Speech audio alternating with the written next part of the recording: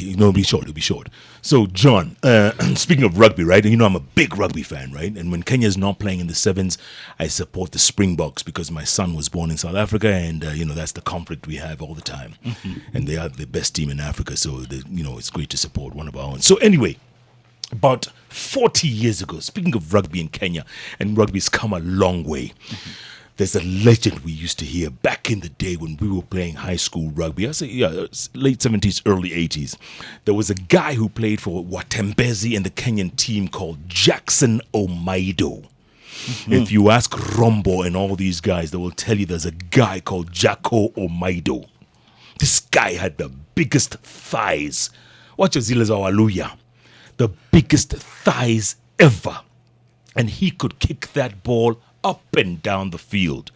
Originally from Lenana, but played for the Kenya team, right?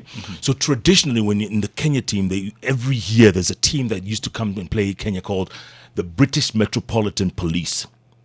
Yani cops, UK rugby team, they come and play here. They called the Met, and they would come and play the Kenya team. One time, they were playing this Kenya team, and of course, they're very experienced, they were very good, and they were winning big time. They were winning. I mean, the score was in the 30s or something to 0.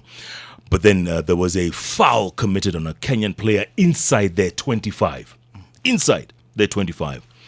And Jacko Omaido, being Jacko, the legend goes, he pointed to the posts. He says, I'm kicking. Dani. From 75, inside their 22. 22 yao. He pointed to the post, and these British metropolitan rugby players, they laughed at them. He said, who the hell does this guy think he is? Right? Jacko placed the ball, stepped back, and then stepped forward and kicked that ball. And legend goes that as it was passing in between the posts, it was still gaining altitude. Bado ilikuwa, I'm telling you, unbelievable. The crowd went crazy. And even though Kenya was, they were losing, that one kick changed the whole mood of the crowd. Right? 2 plays later, British met. Jacko had the ball, but 3 guys descended on him. Boom! Broke his leg right there. Right on that field. He had to be stretchered out, put in an ambulance, taken to hospital. Jacko was never the same again after that hit. Yani Vile alionesha how Wati, he had kicked that ball so beautifully through the post and completely demoralized the opposition that they had to do something about it. Ask around when they talk about Jacko Omaido. I think he's now a farmer somewhere in Kitale or something.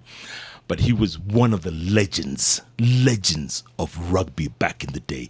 The Rombos, the Ken Kanyis, the late great, the Hayanges, the Injeras, and now this lot.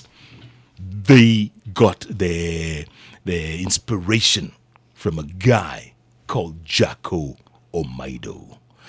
I'll try and get his number. I'm going to Kitale this week. Oh, fantastic. You must look him up. It's important. Ask him about the legend. I will. And what happened, 2 plays later. Help me get the number because, see. But I know I can find the number.